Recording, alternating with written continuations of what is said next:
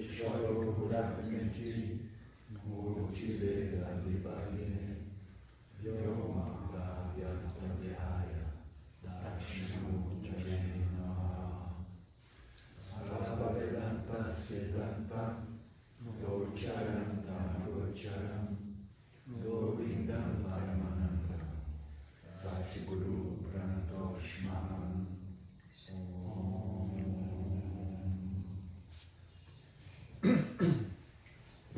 Shanti, Shanti, Shanti. Verso número 12, por exemplo, a voz de uma criança cantando em um coral, ela é abafada, né? Ela não é facilmente reconhecível, porque existe, né, diversas outras vozes simultaneamente, né, cantando vozes de outras crianças. Então, quando você tem um coral, a gente não consegue identificar, né? A gente vai no coral, meu filho, a minha filha vai fazer parte do coral, vou lá, né? Aí, cadê a voz da minha filha, né? A gente não consegue, porque existem diversas outras vozes simultaneamente, né? Então, a bem-aventurança do ser, a bem-aventurança que é a nossa essência natural, livre, independente das experiências, dos objetos, essa bem-aventurança, ela está sempre presente, mas ela é abafada, ou ela é ocultada, ou obscurecida, entendeu? Pelas pequenas bem-aventuranças derivadas dos meus objetos de conquistas, né? Obtenção daquilo que eu quero, né? Essas pequenas felicidades diárias que ocorrem quando conseguimos o objeto que desejamos, elas obscurecem a minha bem-aventurança natural, essencial, entendeu? Porque nós caímos na ilusão de que elas são provenientes do objeto. E se a gente for analisar esses momentos de bem-aventurança, eles não são bem-aventurança, né, perfeitas. Elas são sempre limitadas e defeituosas, entendeu? Aquela sensação experiencial de satisfação, né? Nós já analisamos esse aspecto do ensinamento diversas vezes, né? Então, essa bem-aventurança do ser é facilmente obscurecida pelas pequenas felicidades diárias que ocorrem quando conseguimos os objetos que desejamos. Então, em outras palavras, nós somos essa paz, satisfação, felicidade, contentamento, que é constantemente presente como a minha natureza, aquilo sem o qual eu não sou o que eu sou. Mas a ignorância faz com que eu projete valor. Primeiro, eu me sinta incompleto e projete valor nos objetos do campo e desenvolva a crença de que eu preciso dos objetos para restabelecer a minha plenitude. Toda vez que eu tenho sucesso e obtenho o que eu quero aqui, eu desenvolvo a ideia de que sim, né, a minha plenitude é uma função da realização dos meus desejos. E essas pequenas realizações, elas vão obscurecendo esse pano de fundo que é a minha bem-aventurança, paz, contentamento, satisfação sempre presente, né? Maya, como Maya nos engana, né? A gente fica dependente do campo, do mesmo modo que todas essas outras experiências auditivas das outras crianças vão, né, esconder, né, abafar a voz do meu filho, da minha filha, né?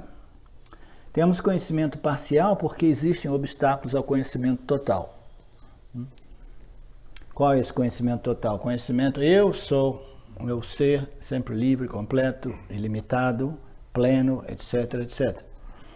Nós temos conhecimento parcial porque existem obstáculos. O obstáculo para clarear o conhecimento é uma mente desnecessariamente rajásica e tamásica. Essa palavra desnecessariamente, talvez eu tenha colocado ali, eu gosto de usar isso, que o problema não é uma palavra, não é uma mente rajásica ou uma mente tamásica.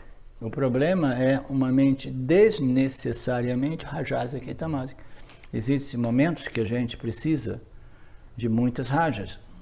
Existem momentos que a gente precisa de tamas, né? Mas quando a gente não precisa, a gente quer, né, imediatamente, né? A gente gostaria de ter um programinha. Você pode desenvolver, encontrar esse aplicativo, Roberto, para resetar a nossa mente no seu estado satívico. Por quê? Eu já não preciso de rajas, eu não quero tamas, porque eu não vou dormir.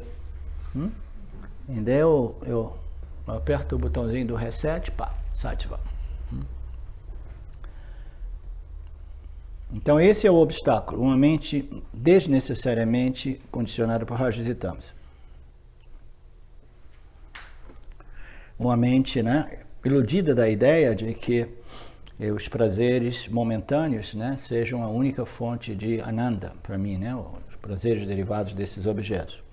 Em qualquer um dos casos, a atenção nossa, toda vez que a gente experimenta essa bem-aventurança derivada do nosso sucesso em obter o que a gente quer ou evitar o que a gente não quer, toda vez que a gente obtém isso, a gente experiencia, né, de um certo grau da nossa bem-aventurança, e aí imediatamente a nossa atenção vai para o objeto e a gente desenvolve a crença de que essa bem-aventurança é uma função, é uma resultante da minha obtenção do que eu quero ou que eu não quero. Então a mente ela vai imediatamente para o objeto, ao invés de reconhecer, né, o fato de que eu estou experimentando a mim mesmo, a minha plenitude, o meu ananta, a minha satisfação, a minha segurança, a minha paz, eu estou experimentando a mim mesmo. Por quê? Porque eu obtive o que eu quis, ou eu evitei o que eu não quis, e Maya não teve ainda tempo de apresentar uma outra perturbação mental, significando dizer uma outra vasana, desejo vinculante aqui, que de novo vai perturbar o meu ananta. Esse ananta depende da obtenção, né, por causa desse truque de Maya. Aí eu tenho um certo intervalo de tempo aqui que eu experiencio isso, e eu ignoro o fato de que eu estou experimentando a minha natureza. Não é? Aí imediatamente o corpo causal apresenta uma outra ideia insultante, né, limitante, que eu preciso, isso e aquilo, eu quero porque eu quero. Aí de novo a minha paz, que nada mais é do que o reflexo da consciência numa mente resolvida, uma mente livre de ragas and dveshas, entendeu? Ela é interrompida, porque agora eu tenho de novo desejos e medos aqui, aí a mente começa a desenvolver excesso de rajas e tamas, não? Desnecessariamente, não? Porque a gente sabendo disso, todo mundo se tornaria preguiçoso, né?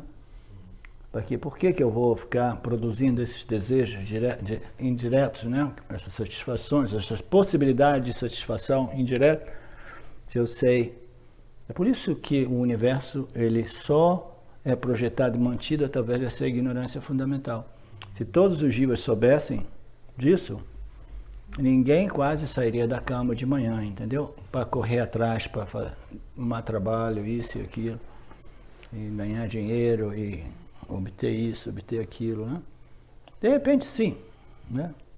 De repente, talvez existam outras culturas, outras sociedades em alguns cantos do universo, onde as pessoas sejam tão satívicas e ainda assim elas agem diariamente, né, através desses desejos extremamente dármicos e satívicos, né, para o benefício desse campo mágico, lindo, maravilhoso, né, chamado Jagata, né?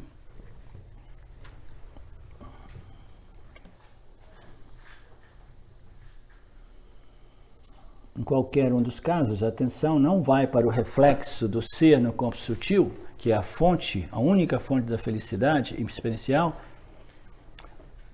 e portanto para o próprio ser, porque a crença de que os objetos são a fonte da bem-aventurança distrai a mente. Não?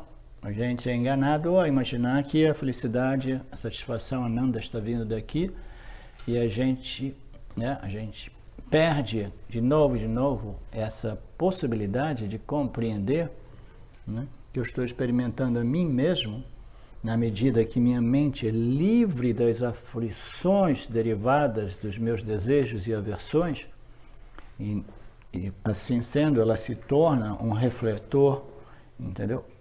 Puro, refinado, e eu experiencio o reflexo da consciência na minha mente, que é aquela sensação, né? Esse autoconhecimento, ele pode ser experienciado, ele pode ser experimentado experiencialmente, na medida que a mente se torna calma, mais satívica, entendeu? Porque o ser está sempre brilhando na mente de todos, mas quando a mente é muito rajásica, qual a sensação que a gente tem? Né? O ser brilha, a consciência ela é imutável, mas a mente se modifica e se torna extremamente rajásica. Qual é a experiência do pobre Jiva? Agonia, estresse, agitação, ansiedade, aflição, né?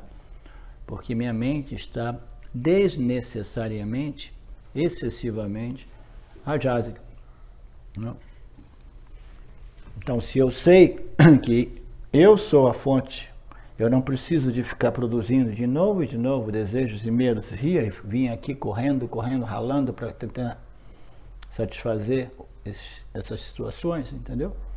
Eu compreendo que o que produz essa ananda experiencial não é a obtenção do objeto, mas é a remoção do desejo e o medo.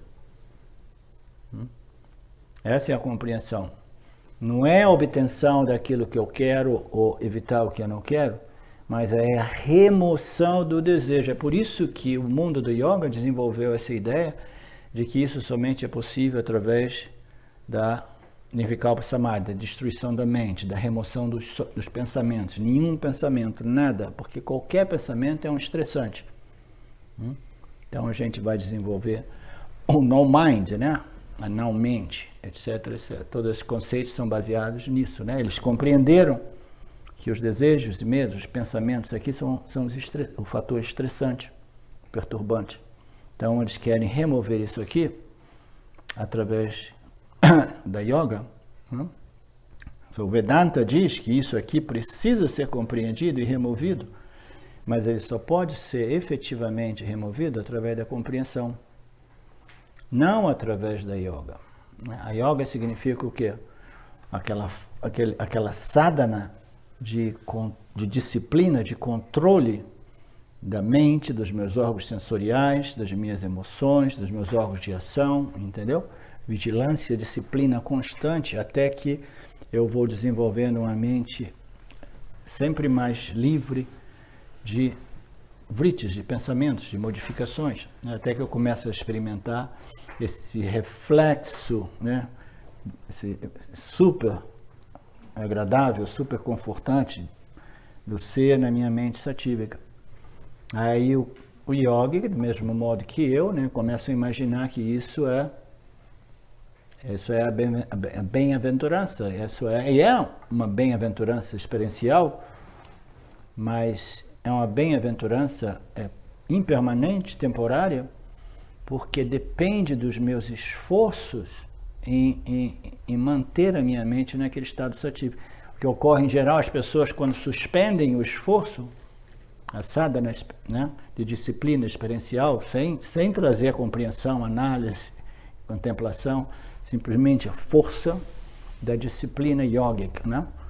Então, quando eu suspendo os meus esforços, a minha mente se modifica, porque através de todo esse esforço eu nunca abordei a causa fundamental do problema. A ignorância, as noções equivocadas de que eu preciso de correr para ver e correr para evitar, né? Meus medos e aversões. Então nós dizemos que essa mente satívica, ela pode ser eficazmente, eficientemente desenvolvida e somente, né, relativamente, permanentemente desenvolvida através da compreensão da nossa natureza, que neutraliza essas ideias equivocadas de que eu preciso viver uma vida cheia de agitação e aflição, tentando controlar as minhas experiências, né? Os objetos não são a fonte de bem-aventurança. E essa noção equivocada distrai a mente. Quando você consegue o que você quer, você não sabe que está apenas experimentando a plenitude de si mesmo naquele momento. Isso porque você está fixado no objeto que aparentemente a faz acontecer. Né? Oh, consegui, né? Consegui o que eu queria. Então a mente fica fixada. Oh, a minha casa nova, né? Meu novo amor, né? A minha nova profissão, a minha nova carreira, aquilo que seja, né? Então a gente fica fixado e a gente, né? Inevitavelmente a gente não consegue. Mesmo depois da gente entrar em contato com essas escrituras que vão de novo e de novo desdobrando essas lógicas, Maya, de novo, ele passa uma rasteira na gente. Quando a gente vê, a gente de novo está sobre o feitiço, né? Da crença de que se eu conseguir essa casa maior, né, Felipe? Se eu conseguir essa casa de $1 milhão com piscina, aí sim. Eu tinha um amigo no tempo de Osho Ajinishi que ele dizia, tá tudo bem aqui, mas, entendeu? Eu preciso de mais grana, porque eu quero chegar aqui, eu quero alugar um apartamento de luxo e botar essas televisões com vídeos dos darshans de Osho, receber as pessoas. Olha que fantasia. Ele está lá para fazer o seu trabalho espiritual, mas ele diz, sim, se eu conseguir esse dinheiro, eu vou ter esse mega apartamento todo em mármore, eu vou convidar todo mundo, vou ter esses vídeos dos darshans aí eu ilumino. Ele dizia assim, eu ilumino, cara, aí eu ilumino. Eu lembro muito bem dele. Então isso é Maya. Crença de que os objetos são a real fonte do meu Ananta.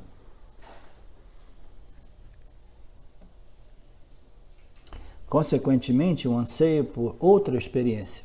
Isso porque você está fixado num objeto que você imagina ter sido a fonte da sua satisfação. Consequentemente, um anseio por uma outra experiência, um outro objeto, né, aparece, se desenvolve, uma vez que a experiência de felicidade começa a desaparecer. Esse desejo agita a mente e obscurece a bem-aventurança que é sempre experienciada por você como você. Não é louco? Nós nos auto-infligimos, como é que diria isso? Infligimos, né? Nós sabotamos, nós auto-infligimos essa condição de sofrimento psicológico, né? Produzindo, né? Nós não somos totalmente culpados, né? É o sistema, né? Mas o nosso corpo causal, né, produz esses. A gente diz nós, porque nós queremos assumir a responsabilidade, porque nós temos um intelecto inteligente, capaz de compreender, né, esse sistema e começar a dizer não a essas ideias de que eu preciso disso, daquilo para ser feliz, né? Então, nós temos uma responsabilidade. A experiência dos objetos cotidianos leva à conclusão de que eles são autoexistentes e autorrevelados. Uma obstrução como a cegueira impede uma apreciação da autoexistência e da autorrevelação dos objetos. Então, repetindo, o verso 3. A experiência dos objetos cotidianos, né, através dos nossos órgãos sensoriais, nos leva à conclusão de que eles são autoexistentes, né? Que eles são reais, que eles existem, que eles têm vida própria, né? E que eles revelam a eles mesmos, eles são autorreveladores, né? Mas uma obstrução como a cegueira, por exemplo, impede a apreciação da autoexistência, né? E da autorrevelação de tais objetos. A gente pensa que o objeto é autorrevelante, né? E a gente esquece que eu sou o único fator que revela todos os objetos. A gente pensa que os objetos são autoexistentes e eu esqueço que eu sou o único fator que empresta existência a todos os objetos, né? E aí a lógica é, se eu tiver uma cegueira, aí eu me dou conta que os objetos, eles não são autorrevelantes, autoexistentes, entendeu? Porque eu já sou... existe uma obstrução da parte minha, cegueira, né, que me impede a apreciação, a validação. Uma obstrução é algo que esconde o conhecimento claro ou traz conhecimento equivocado. Isto é, eu não vejo o objeto, ou eu não tenho certeza do que ele é. São duas coisas. Ou eu não vejo uma coisa, né, total ignorância, ou eu vejo, mas eu sobreponho, né, alguma coisa ou outra sobre o objeto. Devido a algum obstáculo, os ateus dizem que não há Deus. Embora Deus esteja sempre presente, até mesmo fisicamente, né, porque Deus é um manifesto. Né? O universo manifesto é Deus, né, em ação, Deus em aparição, Deus em... Né? Mas os ateus, devido a alguns obstáculos, né, de sensibilidade, de percepção, eles são incapazes de apreciar, as mentes deles são muito densas, grosseiras, eles não têm o refinamento, sutileza mental, emocional, de perceber Deus. Então eles dizem, Deus não existe, tudo que existe é somente a matéria. Embora Deus esteja sempre presente. Porque não apreciamos o ser? Porque não apreciamos o ser, pensamos que os objetos estejam por si mesmo e se revelam por si mesmo. A gente não compreende esse princípio chamado, né, Deus, ou Ishvara, ou a consciência que vivifica, que empresta consciência, existência aos objetos sencientes e inertes, né?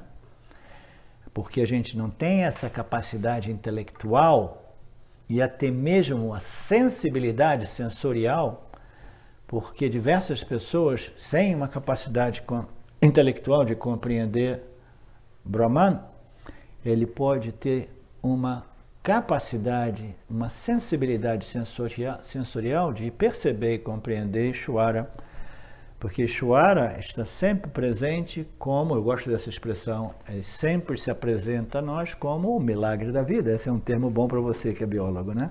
O milagre da vida, né?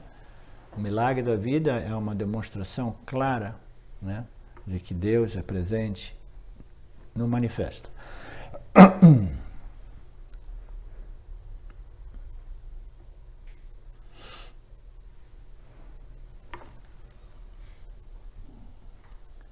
Apenas o ser é autoexistente. Somente ele é autoexistente e independente. Os objetos dependem dele. Os objetos são revelados por nós, né? Eu sou esse princípio, consciência, existência infinitamente não limitado, que ilumino, revelo, experimento e conheço os objetos, né, dessa projeção, dessa sobreposição aparente. O objeto, apenas o ser eu é autoexistente, somente o ser eu é independente. Os objetos dependem de mim. O conhecimento desimpedido é o objeto. O objeto está lá fora porque eu o vejo. O conhecimento, claro, a compreensão correta é o objeto existe porque eu existo. Eu vejo o objeto porque eu existo, entendeu? Porque eu ilumino, né? I am, né? Therefore I know, né? Não é eu know, eu conheço, eu experimentei, portanto eu sou. Não, eu sou, therefore I know, né? Portanto eu conheço, né? Porque eu sou a luz que revela e conhece. Tudo existe a partir de mim, né? Aqui, depois Maya, depois o causal, sutil, etc. Já a compreensão obstruída é eu vejo o objeto porque ele existe, né? Eu vejo o objeto porque ele existe. Então eu estou sobrepondo a existência no objeto e eu estou esquecendo de que eu sou o princípio que fornece existência a tudo, né? E eu forneço existência a tudo, eu revelo tudo. Tudo existe somente porque I am, né? Nisargadatta Maharaj gostava muito dessa expressão. Ele costumava dizer, I am, therefore all is. Eu amava essa expressão dele. Vocês entendem em inglês? I am, eu sou, portanto, tudo é. Tudo existe.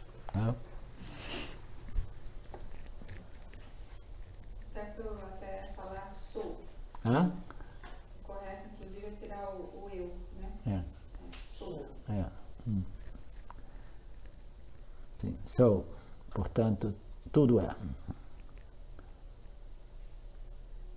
O eu serve o propósito de equalizar o Jiva Atma com o Paramatma, entendeu? Eu, Jiva Atma, sou o Paramatma. Porque a existência, ela não deve ser vista como alguma coisa outra que eu mesmo, entendeu? Importante que a gente, de novo, quem que falou isso? A Sasha hoje de manhã. Né? É importante que a gente comece a reivindicar a consciência, não como consciência, mas eu. Só um eu. Né? É um eu, porque existe somente um eu. Né? E eu não quero me excluir da festa, né? Isso é uma festa não dual, né? Onde Uma festa mesmo. todo mundo é feliz e contente, cheio, completo, pleno. E eu vou ficar lá, sim, eu tive esse conhecimento, é maravilhoso, todo mundo é pleno, isso e aquilo, mas eu estou aqui como um espectador. Né? Não, se essa é uma existência plena, completa, não dual, eu, por inferência, né, por conclusão lógica, eu devo incluir-me, né, nessa existência consciência. Portanto, porque o ser não é conhecido pelo que é, Maya e a Vidya, né, entram em operação. O verso 14, a obstrução universal, a percepção, a apreciação de si mesmo como consciência é a ignorância sem início, né? Beginningless Maya. Beginningless Maya é algo que existe além do paradigma tempo-espaço. Ela é sem início. Né? Como é que a gente vai imaginar alguma coisa sem início? É alguma coisa que existe antes da manifestação, né, de tempo e espaço e de todo o fenômeno objeto que ocorre dentro dessa linearidade aparente chamada tempo-espaço. A Maya é beginningless porque ela é de uma outra ordem de realidade dessa manifestação tempo-espaço. Essa manifestação tempo-espaço, ela ocorre quando Maya, o macrocosmo, né? Essa macrocósmica ordem de realidade, ela se grossifica e se torna o universo físico material aparente. Ali nós temos a dimensão tempo-espaço, né?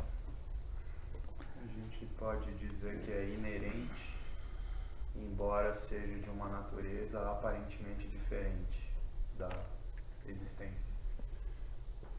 Maya? Maya, esse poder de projeção, ocultação, é inerente, embora seja de uma natureza... Ele é inerente ao ser. Inerente ao ser. Embora de uma natureza Maya, aparentemente diferente. O Maya é um mistério. O Maya é aquilo que a gente sabe que existe por inferência, porque nada existe sem uma causa. E a gente sabe que a consciência, existem diversas lógicas que provam que a consciência não causa nem, não causa nada, não faz nada, ela é a carta. Né? Então a gente infere que existe um poder que é a causa do universo, mas nós não temos a compreensão intelectual humana não é capaz de compreender realmente Maya, é aquilo que não é compreensível para o intelecto humano, mas ainda assim é revelado pelas escrituras como um princípio existente e a gente sabe que faz sentido porque nada existe sem uma causa, entendeu? Não existe nada sem uma causa. Você sabia que você só está aqui por causa do seu no tempo da caverna? Né? Aliás, ele nem está aqui, né? Ele tem tanto DNA aí. Mas aquele tataravô lá é a causa e a gente, por conclusão lógica, a gente precisa aceitar. Tem pessoa que Tem gente que fica fixada nessas árvores genealógicas, né? E eles vão tentando, né, viajar no tempo, tentando descobrir. A família da minha primeira esposa era assim. Eles tinham algumas pessoas que faziam esse trabalho. Mas que perda de tempo, né?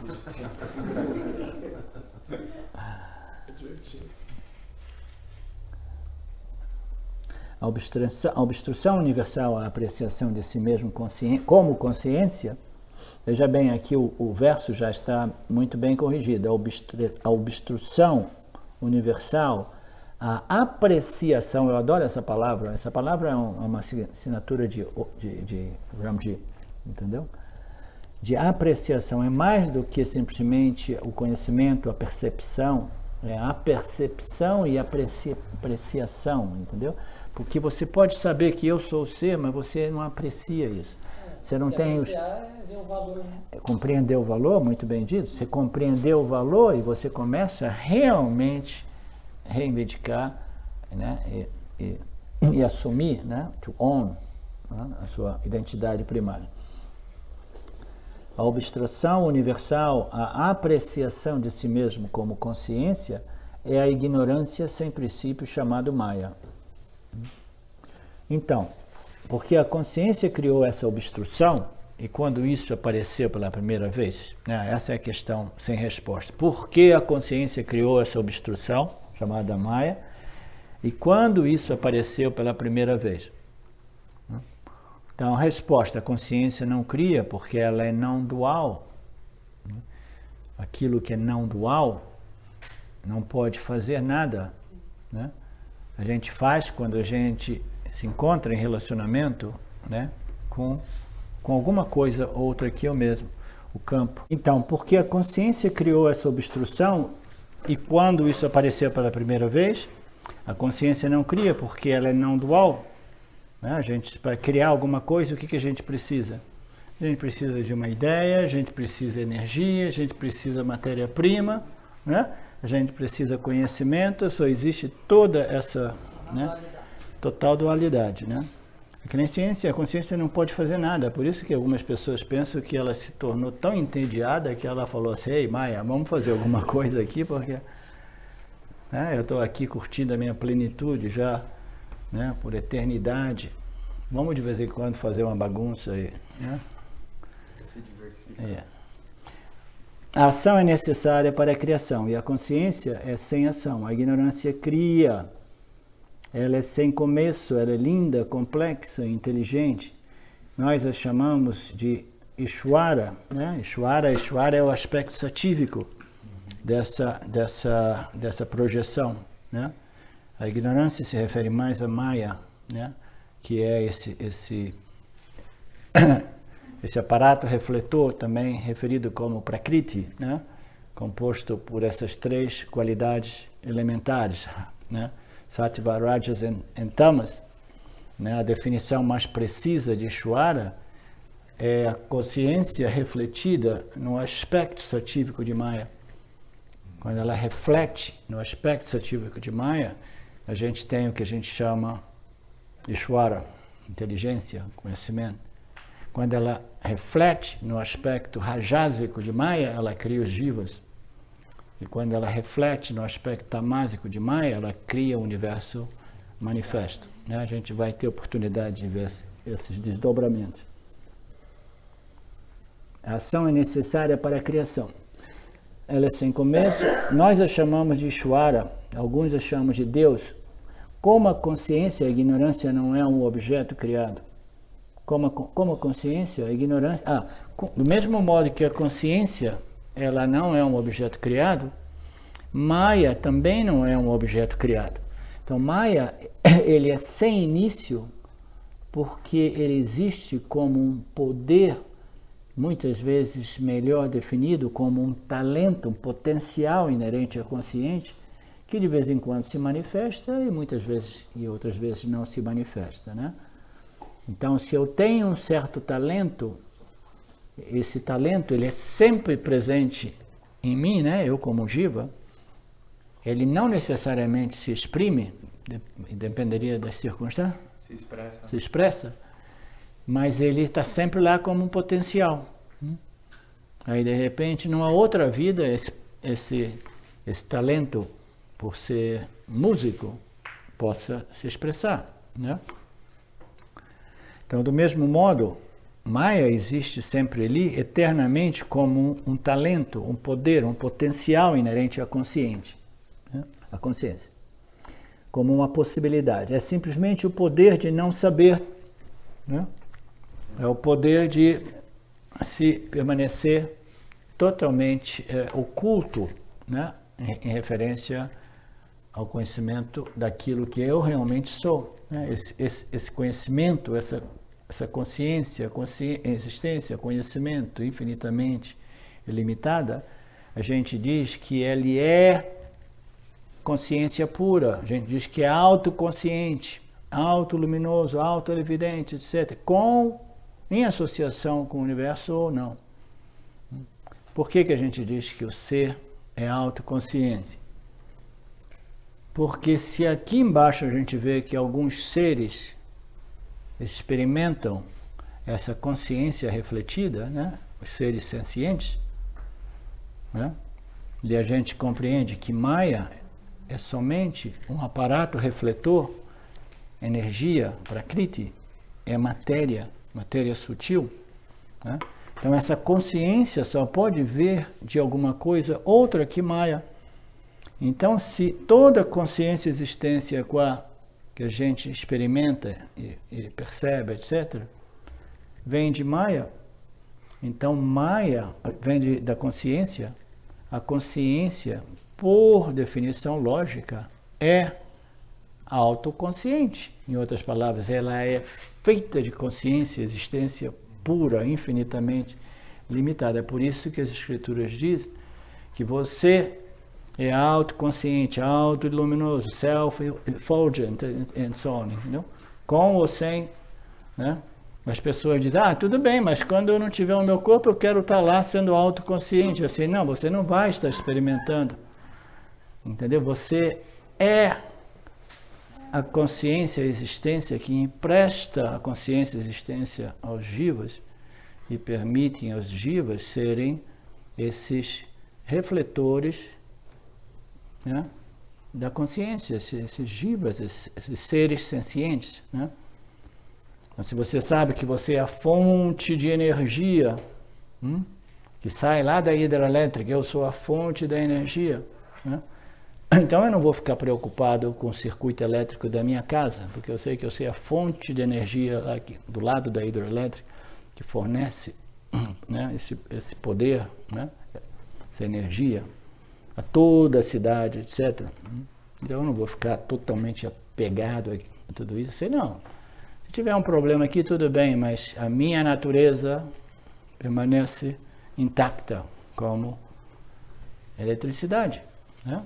Eu sou a fonte que empresto consciência e existência a todos os jivas e a todos os seres inertes também, né? Os objetos inertes.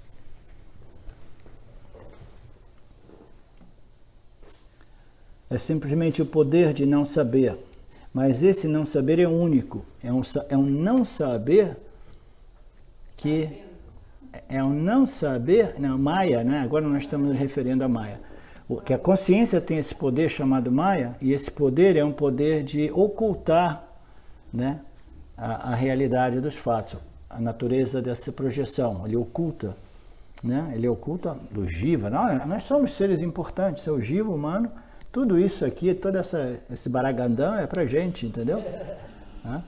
Ele vai ocultar dos jivas, né? São 3 fatores, Ishvara, Jiva e Jaga. Vai ocultar dos jivas, entendeu? A real natureza do universo, do ser, do jiva, né? Etc. Mas é uma ignorância muito inteligente, né? Que produz esse não saber, e esse não saber é único, porque é a causa do universo, ele projeta o universo. Esse não saber projeta esse universo. Mas como assim? Mas como assim? O corpo macrocósmico causal do universo, ele é um outro nome para Maya, ele é sem início, porque ele sempre existe, independentemente da manifestação ou ou Pralayam é quando o universo ele se recolhe em seu estado semente potencial, né?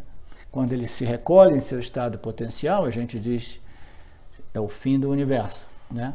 Mas esse universo ele não desaparece porque ele permanece ainda como potencial, né?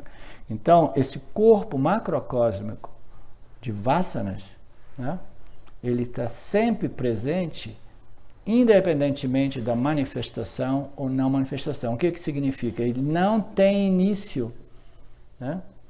O universo físico material, a gente pode dizer que tem um início, porque quando isso aqui entra em operação, Maya, o dia de Brahman, aí essa grossificação dos elementos ocorre, aí nós temos o universo físico material. Mas o universo físico material existe como semente, como Maya, aquilo sem início e sem fim. E Maya não tem fim, não tem início. Por que eu estou dizendo isso? É um não saber único, é um não saber que cria o universo. Por que ele cria o universo? Por que é tão curioso essa ignorância chamada Maya? E como essa ignorância é responsável pela criação? Porque essa criação é uma função de vasanas. E essas vasanas, elas foram fornecidas pelos jivas. Os jivas são maquininhas de vasanas, de produção de máquinas. Nós somos ali, né? Uma produção de vasanas. Vai ter um sutil aí entendimento na compreensão. Você falou um pouquinho antes da vasana primordial, né? E o jiva produzindo vasana também, né? Yeah. So, as vasanas macrocósmicas, entendeu? São todas elas originadas pelos jivas. Isso aqui é aquela história, da onde que inicia isso? Os operários que estão fornecendo. O ovo ou a galinha, entendeu? O ovo são as vasanas. Então, a galinha são os jivas. Os jivas, eles respondem aos estímulos e aí eles vão produzindo, mantendo, né, expandindo as vasanas. Isso aí a gente pode dizer que então é misterioso, né? Hã? Isso aí a gente pode dizer que é o mistério de Maya, né? Quem que é o primeiro? É a dificuldade de compreender a origem disso. Por aí que nós temos uma explicação, é que o universo ele existe de modo cíclico, mas ele aparece para a gente como se ele existisse de modo linear. Entendeu? O tempo dá uma impressão de linearidade da existência física e material. Nós estamos aqui produzindo vasanas, né? Aí chega um ponto, por qualquer motivo, o universo ele se recolhe, né? Mas todas as vasanas permanecem intactas, entendeu? Aí chega um dia que Maya, de novo, do mesmo modo que no meio da noite nós começamos a sair do nosso estado de Pralayam, de sono profundo, e as vasanas começam a acordar e elas começam a projetar, né, as coisas no nível sutil, aí mais tarde a gente acorda, né, no realm, na dimensão física material, né? Então essas vasanas, elas são absolutamente, são a matéria-prima do universo, e Maya precisa de todas essas vasanas. E quem é que fornece as vasanas para o indivíduo? Os jivas. Então, aonde que começou isso? Vasana foi a origem do desejo das ações? Ou as ações foi a origem das vasanas do desejo? Ou o desejo foi a origem das ações das vasanas? É cíclico. Entendeu? O ovo e a galinha foram criados assim, ó, os dois ao mesmo tempo. Entendeu? O potencial e o manifesto. A semente, já pensou nisso? São questões altamente filosóficas. O que chegou primeiro, a semente ou a árvore? Né? Não existe tal coisa. Não existe primeiro ou depois. Entendeu? Porque a vida, o universo, é um processo cíclico que começa com uma ideia, um potencial, uma semente, entendeu? Que se grossifica e se manifesta como universo físico material. Até mesmo a Bíblia, etc., diz que no início existia a palavra, o verbo, o conhecimento, etc., entendeu? Eu poderia dizer que a natureza da consciência, que é Satit, conhecimento. Ele é o responsável por essa diversidade, sei lá, e até Maya, porque é tudo. Nem sei, fiquei pensando aqui, porque como que Maya... Não, isso é visto como um mal entendido, a ideia de que a consciência é responsável por essa projeção aparente, entendeu? As escrituras dizem que a consciência não faz nada. Ela é a fonte de consciência e existência a partir do qual Maya, entendeu, projeta esse universo. Aí a consciência e existência de Brahman, ela é transferida ou emprestada nessa ordem de realidade aparente, entendeu? Aí todos os objetos aqui, eles aparecem como autoexistentes, né? Os jivas humanos aparecem como autoconscientes. Eu lembro uma vez num seminário que nós fizemos lá em Sorocaba, eu estava indo devagarzinho com os ensinamentos, né? Aí minha esposa estava lá, foi até um seminário que eu acabei brigando com a minha esposa na frente de todo mundo, aí melou, a sangue acabou. As pessoas ficaram tão chocadas que eu fiquei irritadíssimo com a minha esposa. Falei para ela, você não abre mais a boca hoje aqui. Ela estava querendo me contrastar aqui e ali, porque eu tinha feito alguma coisa que ela estava, né, apurrinhada comigo. Aí eu estava desenvolvendo o ensinamento, né? Aí ela vira e fala assim, não, isso é errado, o Jiva não tem consciência. Eu estou falando assim, o Jiva é um ser senciente, ele tem a consciência, assim. Não, o Jiva não tem consciência, o Jiva é inerte. Você sabe que o Jiva não existe consciência para o Jiva. O Jiva é matéria inerte. Eu não queria fazer aquele passo. Aí os caras, né? Ah, sim, eu falei sim, mas isso não é o momento de falar disso de agora. Aí todo mundo, não, eu quero saber o ensinamento completo. Diz aí, eu não sou consciente? Você está dizendo que eu sou inerte? Né? Aí eu tive que brigar com a minha esposa na frente de todo mundo. Os seres sencientes, os jivas, fundamentalmente, eles não... Melhor não conversar sobre Maya. Eles não possuem consciência, eles não são autoconscientes. O jiva não é autoexistente. Entendeu? Quando a gente diz eu sou, a gente pensa que eu, o jiva, é. Não. Mas o jiva sou é. Porque o jiva, em realidade, não é o jiva. Ele toma emprestado a sua isnes, a sua existência, da única existência, consciência que existe. Então, todos nós, de novo, somos em débito com a consciência e existência, porque daqui para baixo somos todos matéria inerte. Né? Os 3 corpos do jiva é matéria inerte. Nós não somos conscientes. Nós somos refletores da consciência como em nosso corpo causal. Mas isso dá origem a uma outra conversa muito bonita, que eu espero a gente tenha tempo de entrar nisso, que o jiva não é o corpo sutil. O corpo sutil é matéria inerte. Entendeu? Matéria inerte. Matéria sutil, composta por tanta sátiva, mas ainda assim é matéria / energia. É sem luz própria, né? Mas aí o que é o jiva? Porque quando a gente vai desenvolvendo os ensinamentos, no início a gente equaliza o jiva com o corpo sutil. Mas o jiva não é o corpo sutil. O jiva é o reflexo da consciência no corpo sutil.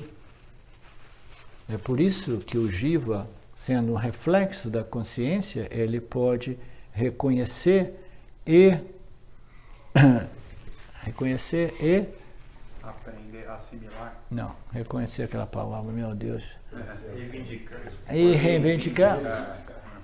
A minha é tão mais fácil. Vocês poderiam aprender um pouco mais de inglês. And on, to recognize, to realize, and to own, to reivindicar. To own é possuir. Aprender também, É. Apreender, não aprender. Apropriar, né? Aprender. Apropriar. Reivindicar é melhor mesmo, né? Eles são o reflexo, ele pode reivindicar. Ó, eu sou teu reflexo, eu quero ser você. Seria isso? Não. Difícil também reivindicar essa natureza. Seria isso? Não. Eu sou teu reflexo, eu quero ser você. Não, você Você me deu reflexo. Você compreende que a sua natureza é nada mais, nada menos do que luz da consciência, muito embora você apreenda a sua luz da consciência somente através do reflexo de você mesmo nesse corpo sutil, entendeu? Você apreende o reflexo da sua natureza no seu corpo sutil, no seu intelecto sativa, entendeu? Quando você apreende o reflexo de você mesmo, só pode ser apreendido através desse aparato refletor. Aí você compreende a sua natureza original através do seu reflexo. Se você vai no espelho e você vê os seus olhos pela primeira vez, você vê, eu tenho olhos azuis. Aí você descobriu, eu tenho olhos azuis, primeira vez que eu me vejo no espelho, né? Eu tenho o rosto assim, assado, etc, etc. Qual é a diferença entre o seu corpo físico e a imagem do seu corpo físico no espelho, entendeu? É um reflexo fiel, se o espelho for bom, naturalmente. Se for aquele espelho indiano, chinês de baixa categoria, né? Então, uma vez que a gente compreenda aquilo que nós somos através desse espelho chamado Vedanta, né? Aí nós temos a compreensão daquilo que nós somos, entendeu? O conhecimento, a compreensão, aí nós temos a possibilidade até mesmo de apreendermos o reflexo da nossa consciência original em nosso corpo sutil, condicionado por Sattva Guna. Esse é o aspecto experiencial do Ananda, que todos nós queremos desfrutar do aspecto também. A liberação. A liberação é o conhecimento, eu sou isso e basta, entendeu? Esse conhecimento... Que você reconhece a liberação. É o momento de auto-reconhecimento, auto-realização. Liberação é um outro conceito. É um conceito, é um processo de refinamento, purificação natural, na medida que esse conhecimento ele é actualizado, né? Ele vai sendo consolidado.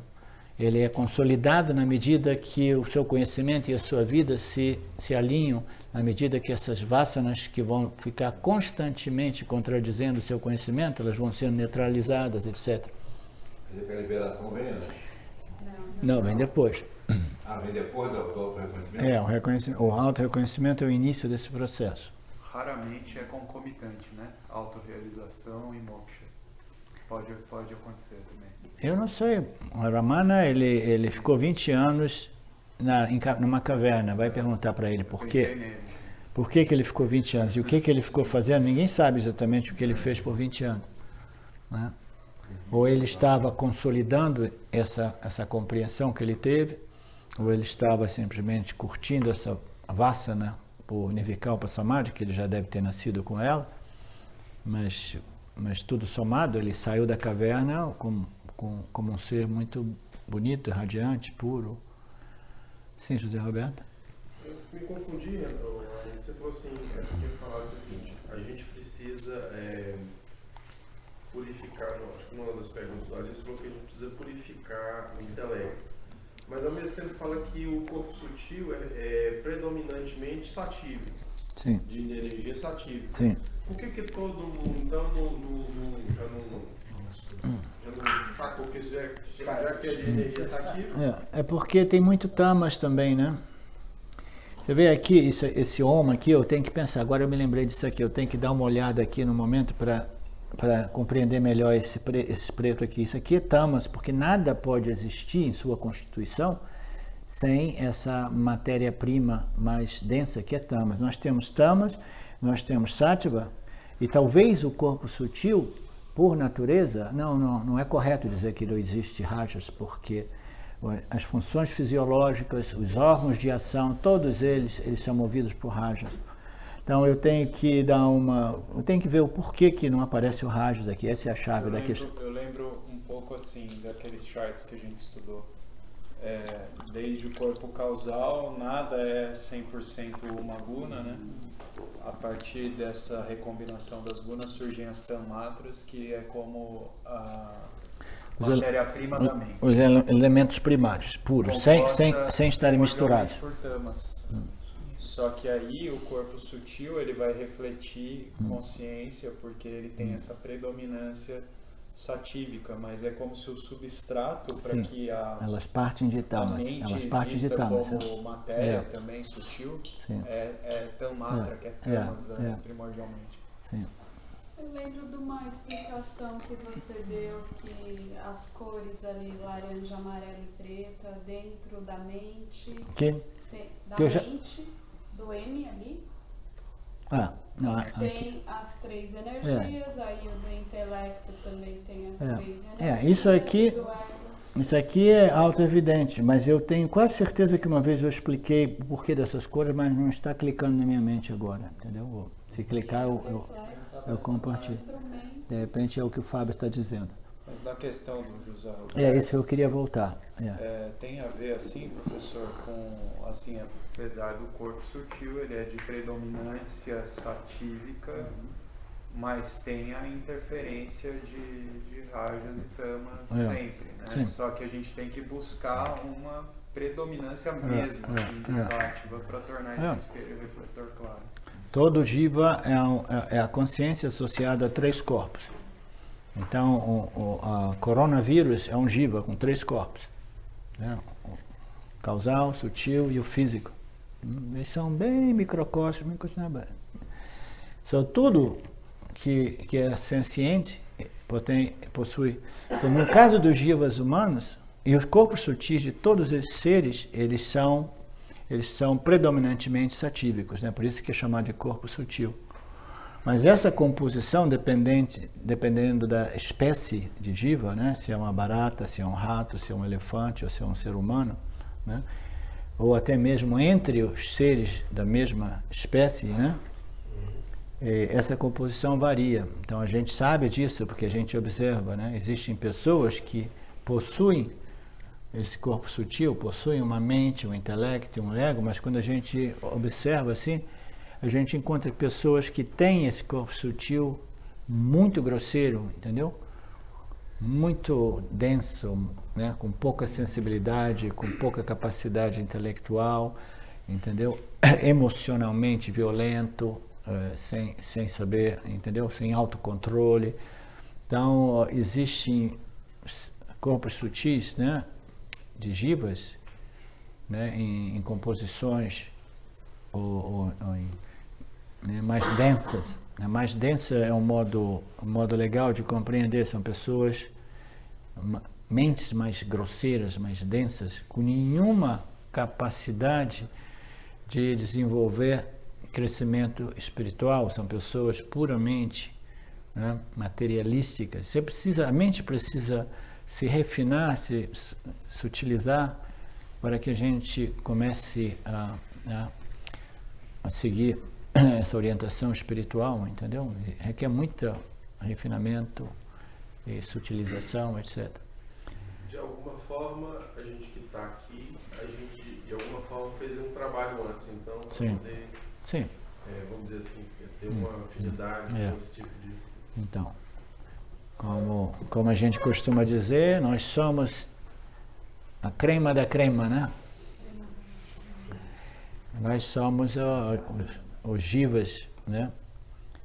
Espirituais, aqueles que estão fundamentalmente interessados nessa elevação espiritual e menos interessados nas conquistas, nas realizações físicas, materiais. Não que a gente precise negligenciar o corpo e as nossas vidas, mas a gente pode até negligenciar o corpo e as nossas vidas. Como a gente falava ontem, o jiva tem até mesmo a opção de chutar o balde e abandonar a família, filhos e tudo, né? Como o Ramana abandonou a família e foi embora, deixando uma notinha dizendo: não me procure porque eu fui para viver com meu pai. Com meu pai? Sim, ele pirou, ele disse que a montanha Arunachala era o seu pai verdadeiro. E ele foi embora sem deixar nenhum traço, né? A mãe, depois de muito tempo, achou ele E O ele... dele seria Ishvara, né? Hã? Seria Ishvara. Deus.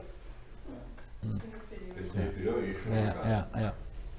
Então ele, se por exemplo uma pessoa que tem um karma de família, isso e aquilo, tem um impulso espiritual muito grande, que ele consegue abandonar a família e tudo, sem nenhum senso de culpa, de conflito interno, entendeu? Porque ele sabe que esse é um chamado superior, como o Ramana falou para o cara, se o poder que fez com que eu abandonasse tudo for o mesmo poder que está trazendo você para essa caverna, uma caverna aqui vizinha, siga esse poder, né? Então, um indivíduo, ele pode até mesmo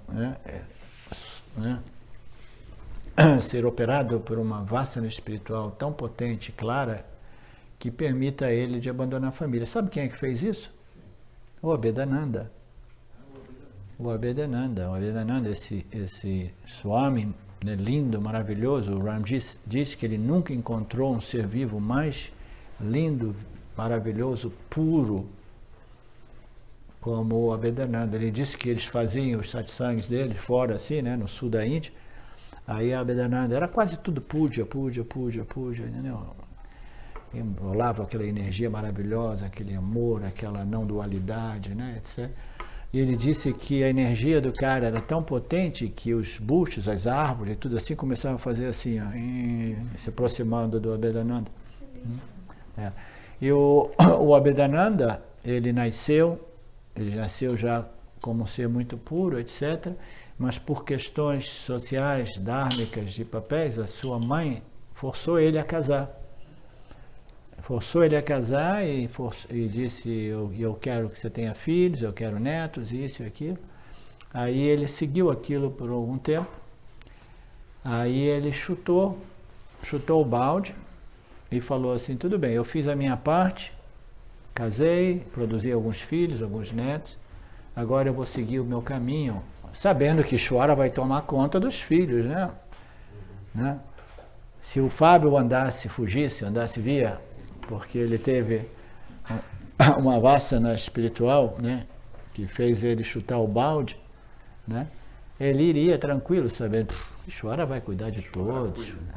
É naturalmente que cuida, né? Só não pode botar mais filho no mundo, né? Não deixa Ishvara. Ishvara cuida. É como às vezes eu brinco com a minha esposa, eu falo, olha, você é muito mais jovem do que eu, mas você ainda é jovem, bonita, arruma um marido novo. Eu já sugeri isso em casa. Arruma um marido novo, vai ficar, não tem mais família, não teve filho, né, entendeu? Muito provavelmente Ishvara vai me levar antes dela, você vai ficar sozinha. E agora é o momento, arruma um marido novo, né? Ishvara vai cuidar de você, um marido novo, etc. Então é mais ou menos isso, né? Por que a gente está falando isso? Sim. A gente poderia então inferir que esse processo leva gradativamente o Jiva a deixar de se identificar como um aparato refletor e gradualmente começar a se identificar como essa luz da consciência pura. Perfeito. Analogamente, a gente poderia dizer que a luz, como sendo, a lâmpada como sendo Jiva, pensa que emana a luz própria. Né? Exatamente. E ela percebe que essa luz que emana, ela dá um clique e ela percebe que essa luz que vem, ela emana, não é do aparato. Sim. Não, mas antes de dar um certificado completo para ele, você precisa fazer um desenho dessa analogia, porque ela é muito clara, entendeu? E essa é uma analogia vedântica, existe essa analogia vedântica, entendeu? Da luz, da lâmpada, que não é autoluminosa, entendeu? O Jiva, ele brilha porque a consciência brilha no seu corpo sutil, aí o Jiva aparece. Mas ele sabe que ele não é a lâmpada, entendeu? E quanto mais ele é a energia elétrica que, através dos filamentos da lâmpada, ela ilumina a lâmpada. Então a gente tem que sempre reconhecer a fonte, que é a energia elétrica da lâmpada, né? O que ia dizendo? Não. com relação aí, dentro desse aparato a gente tem a própria mente, né? Que é esse aparato refletor dessa consciência. Quanto Sim. mais límpida, Quanto mais clara, clarificada tiver essa nossa mente, Sim. melhor será essa reflexão. Né? E quanto mais brilhante, quanto mais jovem, porque a mente também ela envelhece e fica fraca. Se a gente for observar os satsangs de Swami Dayananda, porque ele não parou de querer ensinar até os últimos meses da sua vida. Os últimos meses de sua vida, o Ranji compartilhou comigo, eu tinha visto algum daqueles vídeos, entendeu? Os seus ensinamentos não eram bons, entendeu? A mente estava muito fraca. Né? Então, no Vedanta, se a sua mente está fraca e se você é um Shaktipati Guru, tudo bem, você não precisa de operar a sua mente, você simplesmente permanece, né, com a sua presença, né, com o seu amor ou com o seu Shakti. Né? Até o Shakti vai diminuindo tudo. Né? Até o Shakti vai diminuindo também. Ela não gostou disso. Por quê? O chat vai diminuindo tudo. É a lei da vida, né, pra... Consciência permanece. A única coisa que não se modifica é esse autoconhecimento, né? Essa certeza, né?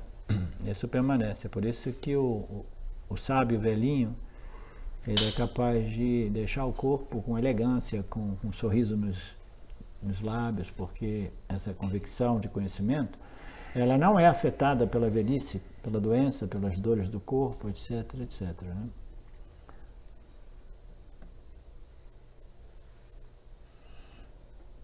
Então, essa ignorância jamais foi iniciada, ela jamais começou, ela está sempre presente. Né? Anadi significa sempre presente, até que o conhecimento a remova. Então, isso é uma boa indicação que essa ignorância universal chamada Maya, que opera os jivas e se manifesta como a vidya, né? Nos jivas, essa ignorância é referência àquilo que eu sou, em referência à compreensão daquilo que está sucedendo, né? Sucedendo. Entendeu? Acontecendo. Então, essa ignorância, ela tem um fim, muito embora ela seja universal e sem início, né? A gente sabe como é que termina essa ignorância chamada Maya, Avidya. Quem é que não sabe o fim de Maya e Avidya? Todos sabemos o fim de Maya e Avidya? Não. Essa é a novidade, né? Mas aí, naturalmente, a gente pode sempre dizer assim, mas eu gosto do samsara. Eu não quero que termine essa ignorância. Essa ignorância é uma ignorância de prazeres e dores, prazeres e dores, prazeres e dores, mas nessa última vida eu tive 28% de prazeres. Então, valeu a pena, né? Então eu quero voltar na próxima vida. Como o cachorro da rotina. Olha, não morra com esse pensamento, que eu sei de uma historinha. O Rama Krishna. Vai vir com uma historinha boa aí de um mestre também, guru, né? Ele morreu pensando no viado. Eu conheço a história. Morreu pensando no? Num cervo. Num cervo. Aí ele reencarnou como cervo. O último pensamento dele foi o cervo. Era um cervo sábio, né?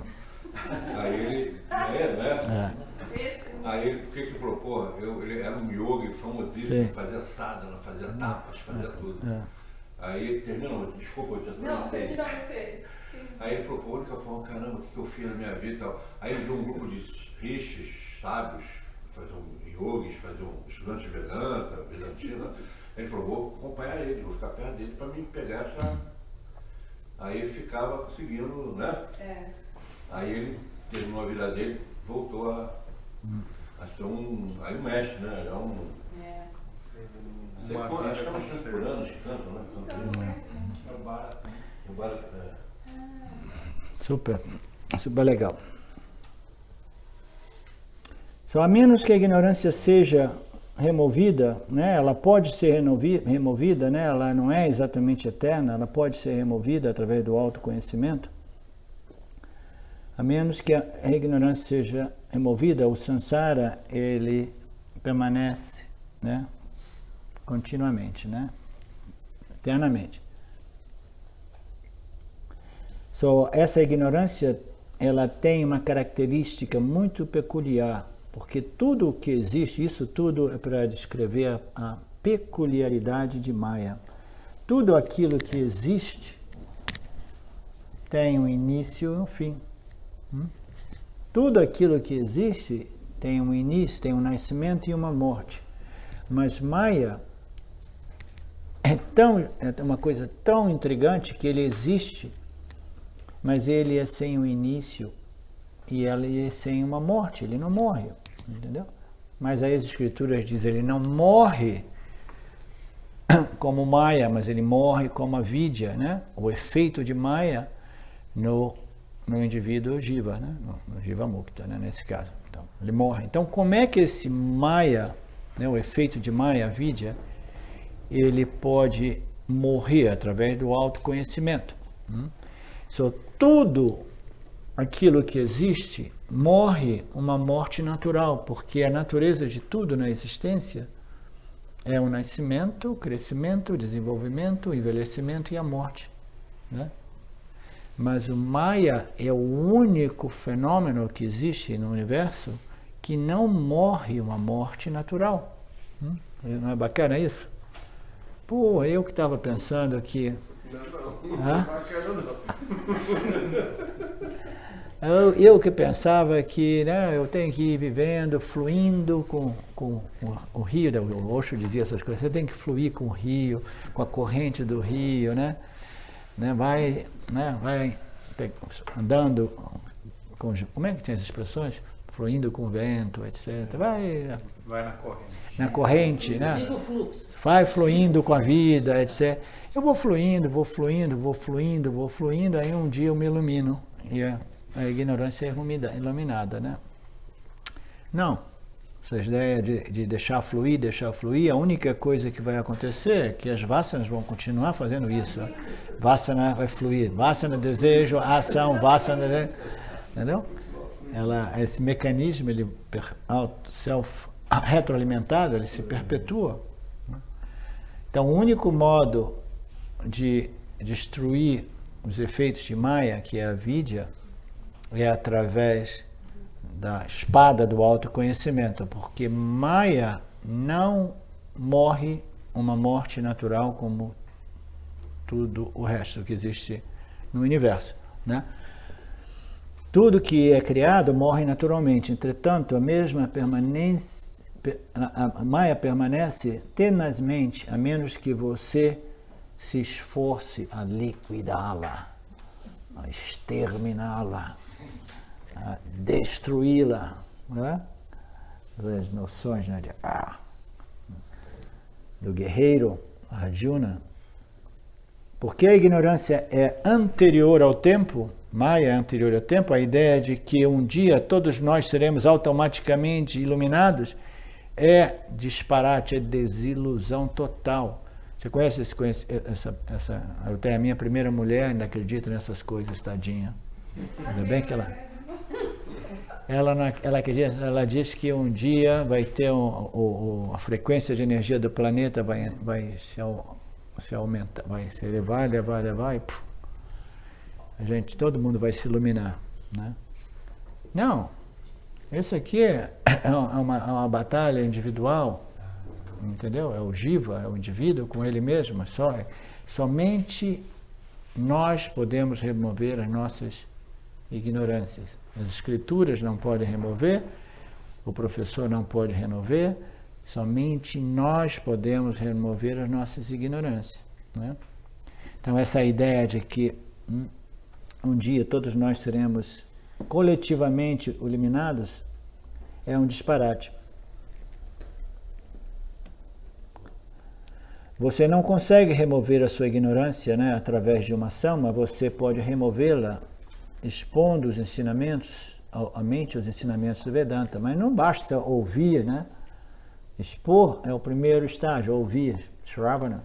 Aí você tem que refletir, contemplar de novo, e ouvir de novo, e contemplar, né, e assimilando, resolvendo dúvidas, até que esse conhecimento ele vai liquidar todas essas ignorâncias em seu devido tempo. Vai cancelar tudo. Manter a mente aberta é a disciplina que prepara o palco para que a magia de Vedanta funcione. Isso é bonito, a linguagem bonita. Manter a mente aberta, flexível, né? Contemplativa, focada, livre de preconceitos, né? Livre de filtragens, de rejeições, manter essa mente confiante, humilde, paciente, né? É a disciplina que prepara o palco para que a magia do Vedanta funcione. Quando fica claro como a ignorância cria a criação, você vê como você a vê, como você a entende, desaparecerá. O James tem um modo estranho de escrever de vez em quando, né? Que complica a vida da gente, né?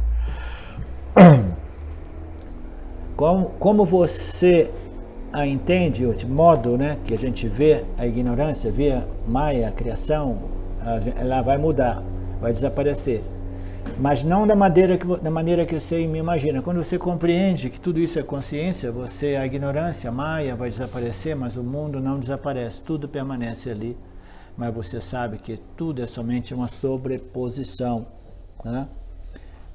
Não é que você precisa destruir a mente, destruir destruir os objetos, até que você viva como um zumbi caminhando por aí. Nada existe, entendeu? Eu não existo, né? Não. Não tem ninguém em casa, né? Não tem ninguém em casa. Você, Osho foi responsável por um pouco de todo esse folclore, né? Porque ele caminhava como se não tivesse ninguém em casa. Sempre com um sorriso nos olhos, nos lábios.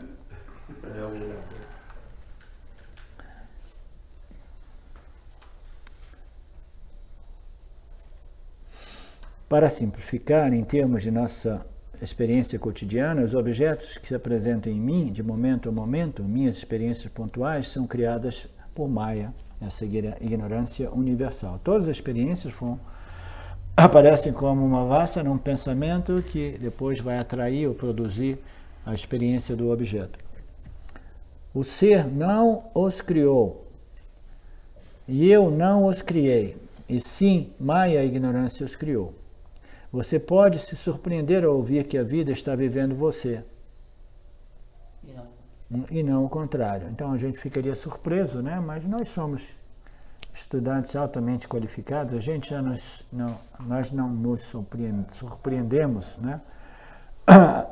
Com o poder de Maya, né? O Maya faz, né, a gente pensar que nós estamos vivendo nossas vidas sem compreender que nós estamos sendo vividos, né, por nossas vasanas. As vasanas nos vivem, Shvara, né, nos opera, né? Mas como a gente sabe, nós não somos esse médium, né, esse veículo de experiências, nós somos o Jivatma, que em sua essência fundamental é equal to Paramatma, né, como consciência. Ok. Então a gente para aqui. Quem é que está indo embora hoje? Vocês dois, mais alguém? Você vai amanhã, né? Ok. Então, uma boa viagem para vocês. Ótimo ter tido vocês aqui. Espero que a gente, Ishvara, possa, né, cruzar os nossos caminhos mais uma vez no futuro. Om Purnamada Purnamidam Purnamudachyate Purnasya Purnamadaya Purnameva Vashishate Om Shanti Shanti Shanti. Thank you, Lord.